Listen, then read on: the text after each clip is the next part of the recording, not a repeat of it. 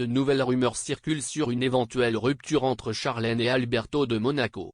La princesse est de retour après un an d'absence. En février de l'année dernière, elle s'est rendue en Afrique du Sud pour un événement public et a souffert d'une infection pour laquelle elle a dû subir une intervention chirurgicale d'urgence. Des mois plus tard, il a été admis dans un centre psychiatrique pour surmonter sa dépendance aux somnifères.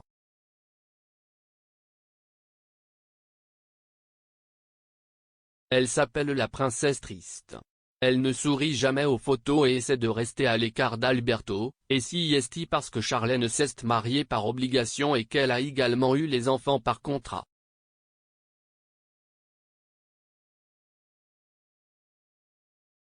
Le jour du mariage, elle allait s'enfuir mais ils l'ont rattrapée. Charlène devait épouser Alberto et maintenir le mariage pendant au moins 5 ans. De plus, plusieurs rumeurs suggèrent que le prince pourrait être gay.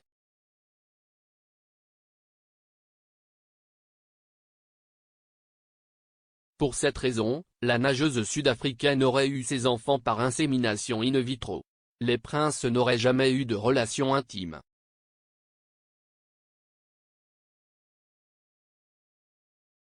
Charlène est une couverture pour Alberto. La princesse voulait déménager en Suisse.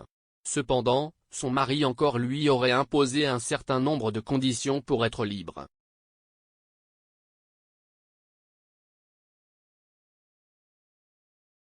Le plus important est de poursuivre votre programme public, comme si de rien n'était. En échange, il recevra une récompense de 12 millions d'euros par an.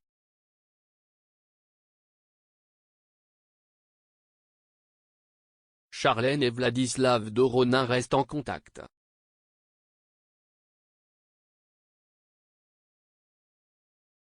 Bien qu'Alberto de Monaco ne confirme pas les rumeurs d'un éventuel divorce, Charlène est triste et s'appuie sur les autres. Son meilleur ami en ce moment est Vladislav Doronin, un milliardaire russe et ex-petit ami du mannequin Naomi Campbell.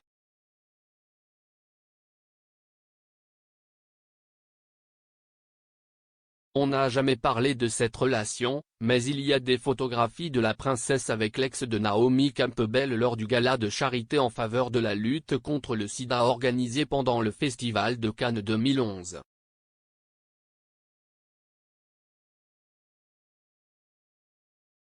Le mannequin de 51 ans et le magnat de l'immobilier et de l'hôtellerie de 59 ans ont entretenu une relation amoureuse entre 2008 et 2013 qui s'est terminée fatalement.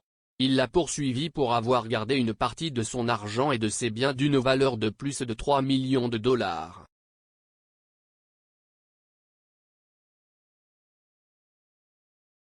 Le Russe n'a pas non plus un bilan impeccable. L'année dernière, il a été condamné à payer une amende d'1 million d'euros et à démolir un manoir construit irrégulièrement à San Josep, Ibiza.